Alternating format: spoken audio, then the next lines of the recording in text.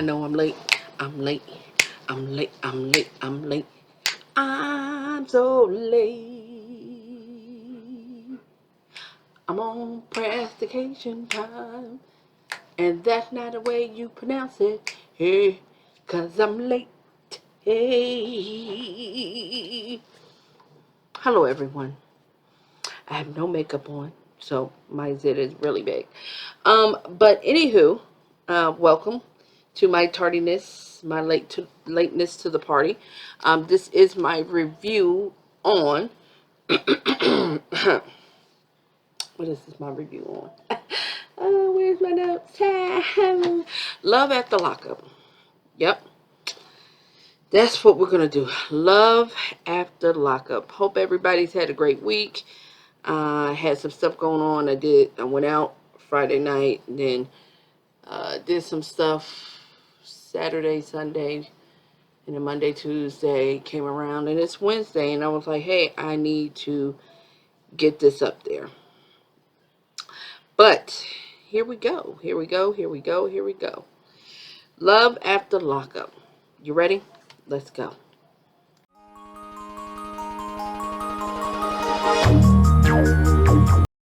Okay, so Friday's episode is called Sex, Drugs, and Booty Calls. I think I'm going to rename it. With You Got Life Bent. Because it was a whole lot of You Got Life Bent. We're going to start off with Anissa and Jeff. You got life bent, Jeff, thinking that you're going to continuously use this woman. And Anissa, you got life bent where you think that this man really wants to be with you. Okay, first off, last week, she had to drop off the toiletries and all of that for him because he couldn't leave. All of a sudden, this week, he can leave. So she goes to pick him up from the halfway house, and he's going to basically be staying with her. Okay? Let a thing be a thing. He don't want you. He ain't feeling you like that. He is basically using you for what he can get from you. Because just his whole mannerism, his attitude, like he in the car and she's talking about the wedding and she wants to get this, she want to get this type of flower and all of that. And I mean, y'all physically have not been together but for what? 23 hours? Like, not even that long, and you already planning out this whole elaborate wedding that you're going to have to pay for, that in the end, he's not going to be there? Like, this is horrible. But he was like, she wants a wedding more than I do. Of course. Of course. To me, it seems like you with her for the time being, because whoever you wanted to be with wasn't checking for you. So you needed a place to stay, so you might as well. I might as well. Like, so he was saying that conveniently, his PO told him that they have to get a letter or whatever to ask to get married. Conveniently, they got to ask, and saying that they might not approve it. Conveniently. I mean, that if that BS is true, like, Anissa, run. Like, this is something that's a blessing to you. Like, you feel me? Like, this will be a blessing for you. But they go back to her place and everything, and they get together.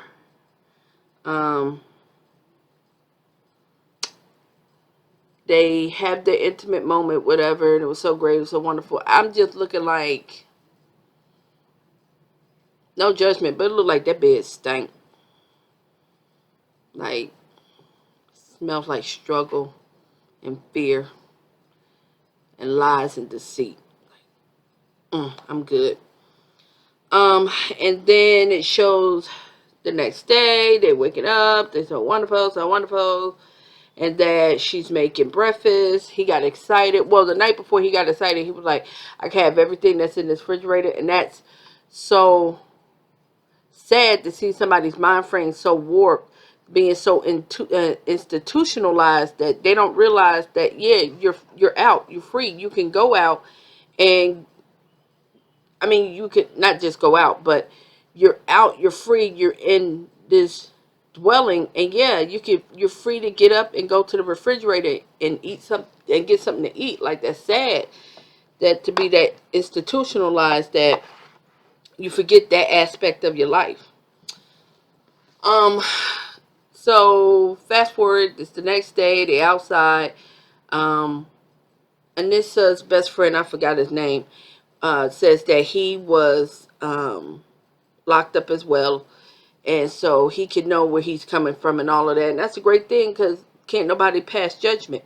But what we will pass judgment for with Jeff is the fact that he got a whole ex-girlfriend, the love of his life, the first love of his life or something like that, DMing him on Facebook. Where they do that at? Like, and let me guess, that phone is the phone she got you? Because how did you get out with a whole phone? Like, that ain't making sense to me. I digress. Like, Anissa, like, you need to leave Jeff. Like, it's done.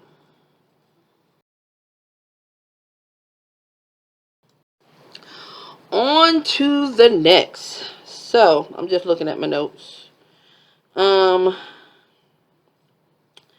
we are going to talk about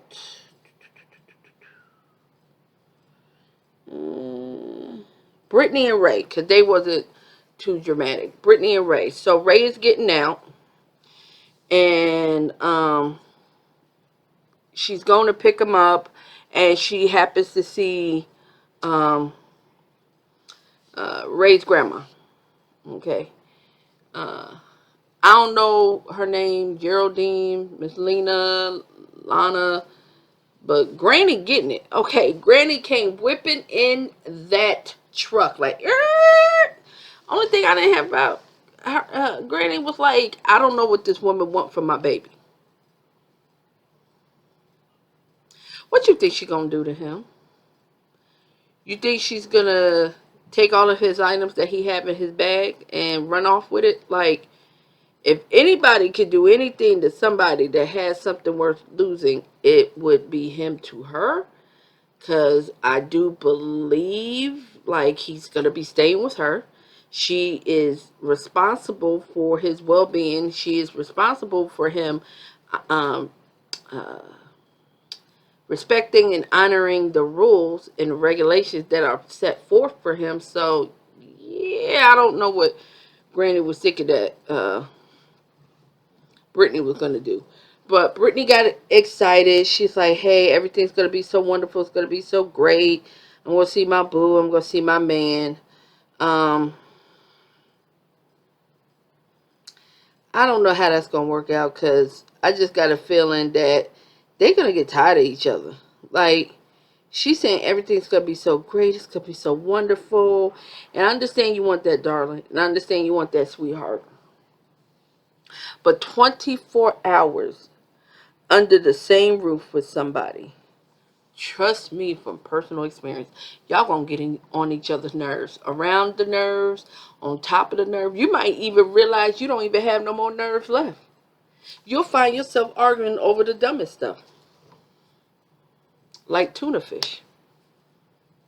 You might argue over tuna. I digress. That's something personal. But that was pretty much it for them. uh the thing I like about Ray is that he was nervous. So hopefully he's really wanting to be with Britney for the right reason. He was a little bit nervous. Talking about getting with her. She's not nervous. She's ready. She's ready to throw her back out. She is ready. She ready. Hop, skip, and a jump. She ready. She ready. She ready. Ready. Ready. She ready. She ready to go. As Wanda would say, I'm ready to go. Okay. So she ready. So I hope everything works out with them.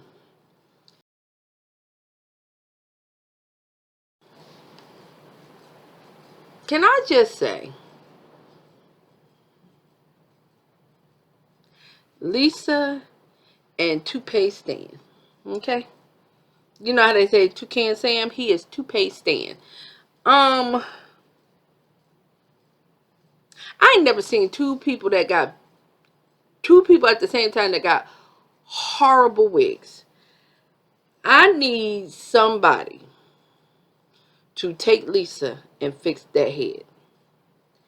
Because I don't understand all of that mannequin hair that's coming out. And she got a pretty face. But whoever did her hair, you must not know how weaves work.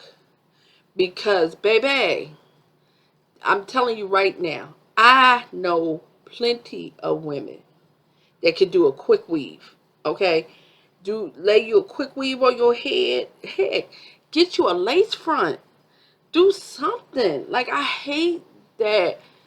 Oh my God. It looked like Easter basket. It looked like Easter basket lining. Like that straw, that tinsel. Oh my God. Anyway, they're at dinner. And she basically is making demands. She was like, you promised me you were going to get me a car. You promised me you were going to do this. Yeah, we'll go back to the house. Stan is just ready to hunch. He don't care nothing she got to say. He don't even care if she even bathed, brushed her teeth, anything. She had a bowel movement. He don't care. He just want to dip it low and spread it wide. Shout out to Miss Braxton. But that's all he thinking about. He ain't thinking about nothing else. He don't care. He do not care. That's the creepy thing. He don't care. So she was saying to him, like, you owe me for a hotel because I had to come out with this money and blah, blah, blah, blah, blah. And come to think of it, how did you pay for the hotel? Who gave you that money? So if he gave you that money, you want him to pay you back, essentially paying himself back for the money that he gave you that you had to use for a hotel? That, like, y'all confusing. So anyway, they get in the car, they get in his little Mustang or whatever. They driving off. He's so excited. He peels off like he on Fast 9, which, if anybody has seen Fast 9, they don't ever need to make a Fast 10. Like, that's it. Like, don't do it no more. Once y'all went into the spaceship, once Ludacris and Tyrese was in the spaceship and was basically brothers from outer space, like that old TV show that came out like in the 90s, like y'all really did that and y'all had Bow Wow in it. I digress. Don't do that no more. Then the Mustang, the car pulls up. Lisa is freaking out. I don't understand why. Like, do you think they're going to think you a hooker or something? Like, why are you flipping out to the point that you're like, oh, and if they see my ID, and then they go run down my record, and then I'm going back. Why are you going back? Like, why are you going back? Did you not get released? Did you escape? Why would they look at you and you're on the passenger side? You have a thing called white privilege. They're not going to check your ID. Now, if you were black, I can understand that because they're going to check everybody's ID. They even going to check the people that's walking down the street passing the car and say, hey, yo, let me check your ID. But anywho, the officer does something I've never experienced before in my life. Let them go off with a warning. I have never been let go of a warning. I have been in an accident when somebody has hit me and they was let go on a warning, but I wasn't. Okay, so anywho, so basically Lisa's in there. She's talking about how she wants a car. He promised to buy her a car for $5,000 and all of this other stuff, and she's making her demands. And I hate to say this, I did agree with Stan. He was like, okay, so you want me to buy you a car and you ain't even got a license? I'll figure that out. No, we're not going to figure that out. You're going to get your license first, then get a car. Like, who does that? Where they do that at? It's that WP. It's that WP. So they end up at Stan's house. He's upset. She's upset. Sparks fly in the air because his synthetic wig and her synthetic hair is about to catch fire because they hot. Okay? And I don't even know how the argument started. Like, it just turned. And he was like, look, don't put your hands on me. Like, he was that elderly person at the shelter or at the home getting beat. Like, I didn't understand how that happened. She's like, whoa, whoa, what are you talking about? And he's like, get out of here, muskrat. Like, he takes her stuff and throws it out the house and was like, get out of here, and you trash, and get your head fixed. Like, I don't even know how that happened. Like, I'm so confused. Like, I don't understand. They confuse me. They really do confuse me. Because 1 minute they're cool, everything's great, everything's copacetic. And 2 seconds flat, it's get out of here. You no good. You ain't a good mother. You're trash. She making demands. She doesn't do anything. Stan, you making demands. You making it seem like this girl is a hooker. Like,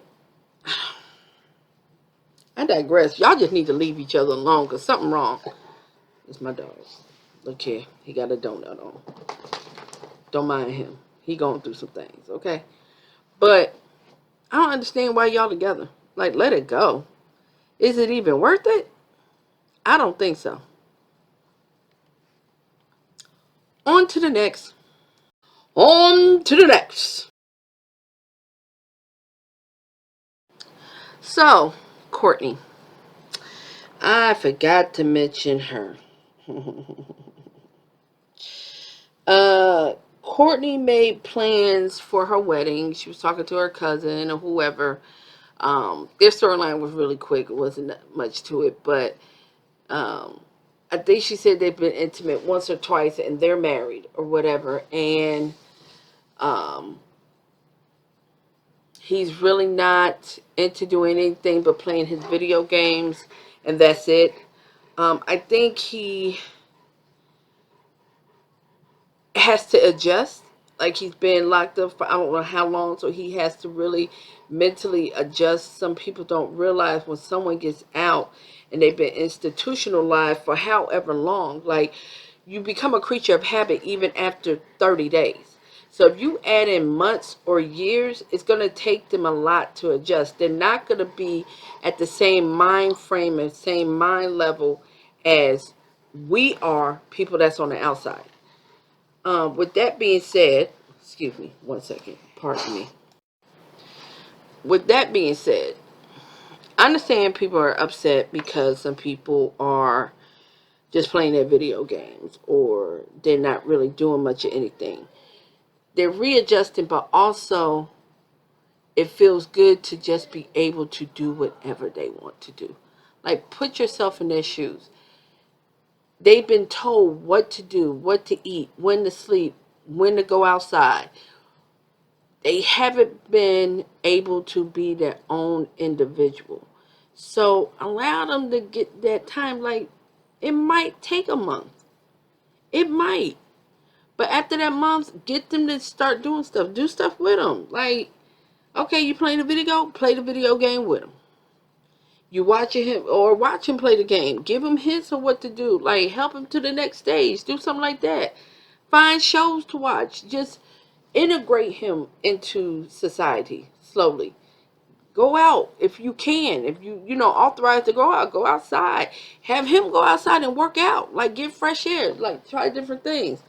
But she was just saying that she feel like their relationship is on the rocks, which I hope not, because I do like them. He just mentally got a lot going on, so I think everything works out with them. Last but not least, on to the next one.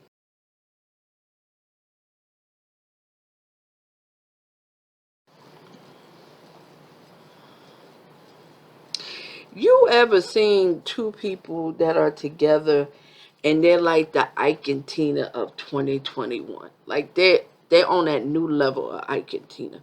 Like, they on that dysfunction where you be like, why? Why are y'all together?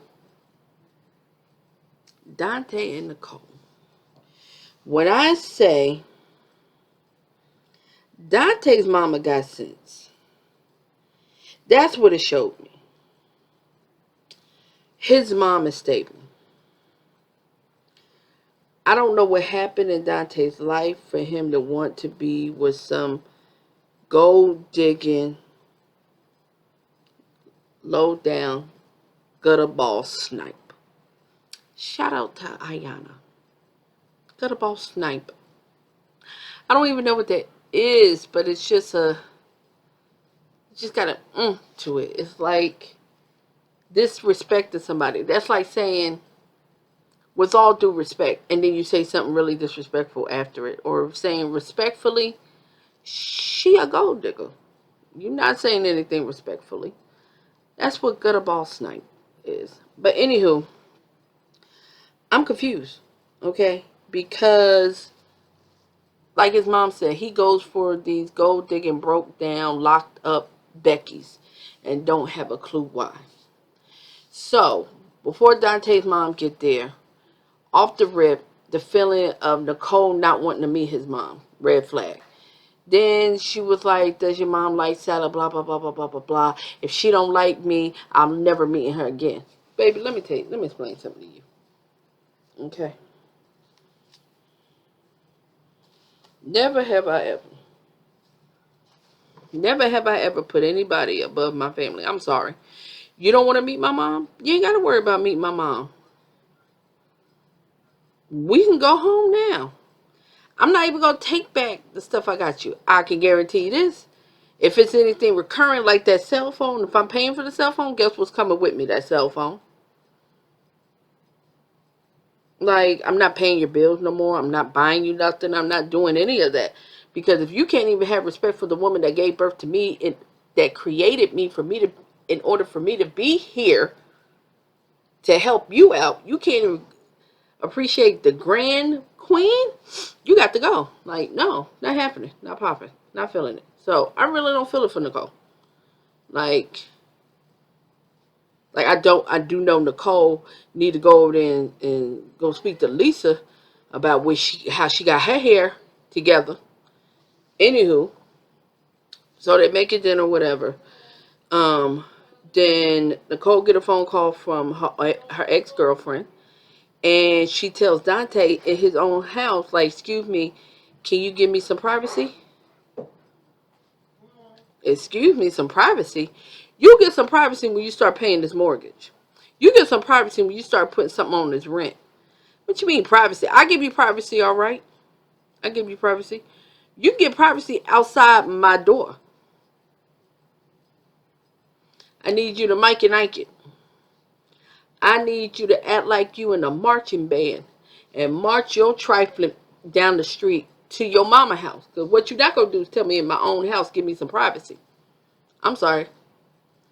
I beg your pardon. She must have slipped, fell, twisted, and bust her head. I wish she would. And Daonte a fool. He was like, in my own house? Like, I thought he had got some cojones at first. And then he was like, okay, well, let me go over here and make my mama a salad. What happened to you, sir? What's wrong with you? Get your mind together. And this is before they're intimate. So he's whipped. Mentally whipped. Anywho. So talking to the ex or whatever. She's snooping around in his house. Why are you snooping around in his house when you don't really want to be with him? She sees the half-figured figurine, the mold or whatever it is, in a pillowcase. Sir, why is it in a pillowcase? Why is it even in there? Why do you have this? Why? Oh my God. That was horrible. And she telling the friend, the ex-girlfriend, oh, he got this doll and blah, blah, blah, and I don't want to be here. Come pick me up and da-da-da-da-da. So Daonte heard all of that. So Daonte, for a split moment, had a heated argument after he overhears her mouthing him, his situation, his mama, to, I think it's her ex-girlfriend. I don't think it's a dude. I think it was the girl. So the mama finally comes. The mom's having a conversation with her and basically saying the same thing. Like, you just like the same Becky that came and did something bad to my son. Just like that, Becky, here you go. And she was like, I'm getting tired of being compared to her because I didn't ask for half the crazy stuff she didn't ask.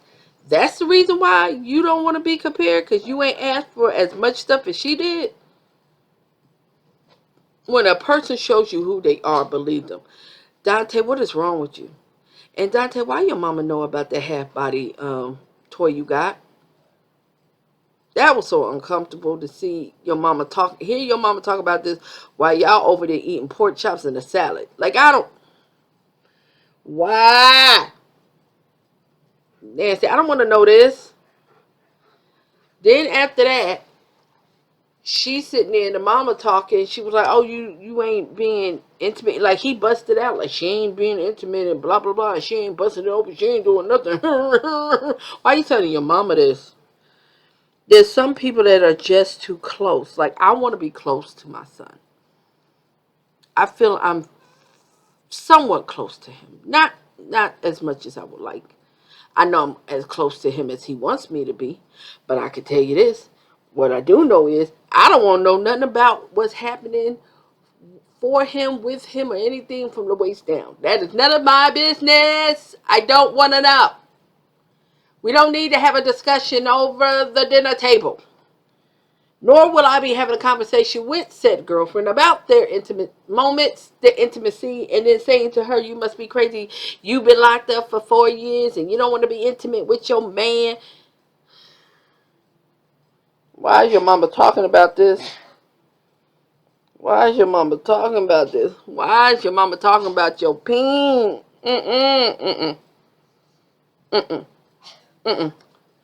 Father, no. Lord, take it away. Take it away, Lord. Take it away, Jesus. Take it away, Lord. No, Father God. So they proceeded to keep going on and on about this. And then one thing his mom had validation. She was like, "I don't think you're afraid or nervous to be with him. I think you're just not into him. I think you don't want to be with him physically. I think you just want to keep using him for your money." Then Daonte gonna sit there and give his mama ultimatum. If you don't like her, then you know what that mean. Me and you ain't gonna be like she said. You can't give me no ultimatum. I'll be John Daggone Brown. You tell me who I can and cannot like. If I don't like the heifer, I don't like the heifer. What you gonna do about it? When the heifer hurt you, you still gonna come in my face and say, "Mama, I should have known. You told me." No. Child, get your life. See, this what happened. Get a little whiff of the Becky, and you done lost your mind. You done lost your mind. They are like crack cocaine to you. So he goes to take Nicole home, and she was like, some lame excuse. "Girl, you can't even lie. I don't want you to," he was like, "I was going to walk you to the door." She was like, "No, I don't want you to, because I don't want you to wake up my household, because my mama in there asleep. And if you walk to the door, the dogs will start barking, and she going to get mad, and I don't want her to get mad at me. So, no." Baby, I got a dog. I've had dogs. The minute you come to the door, they're going to start barking. If nobody's with you or if you by yourself, the minute they smell your scent, because they're going to be ecstatic that you're there. Also, they know somebody's at the door. That was lame. So, Daonte did have a little sense. He was like, "She's never just sat on the porch when I dropped her off. Something's up." Exactly. She wasn't even smart enough to go in the door because she knew the dogs were going to wake her mama up, and go inside and wait a few minutes and then come out the back door. Like, you can't even sneak right. So the episode ended with Daonte doing a U-turn and saying that she's about to get in the car with some dude, and he just rolls up and be like, "Yo, Nicole, what's up?" The sad thing is, I don't think they break up. I think they actually stay together, because from what I saw, the trailer for Life After Lockup, I think they're at a wedding. I think they're getting married. And if they're getting married, I promise you with everything in my soul, I'm going to find this man and slap the hot piss out of him. I swear, I'm going to slap the straight, hot, stayed in his stomach, sour apple lemonade smelling piss out of him. Because if you marry this chick, you get everything you deserve. You get everything you deserve. because this girl don't want you. And she keeps showing you that. And you sitting here like you lost your daggone mind and like something ain't right with you, thinking this is all you can get. You can get something else. You can get other pen pals. Make me sick. But that's it. That's all I got for Love After Lockup. I'll do better. I will try my hardest. I can't make a promise that I can't keep. Hey, you hear? Don't make a promise I can't keep. I don't think that's how that go though. Nope, that's not how that go. It sounded right in my head, but it didn't come out right because I'm a little sleepy. But I'm gonna try my hardest to do the review right after the show. But thank you. Please, please, please, go ahead and smash that like button, share, and most importantly, go ahead and subscribe. Till next time. Thanks.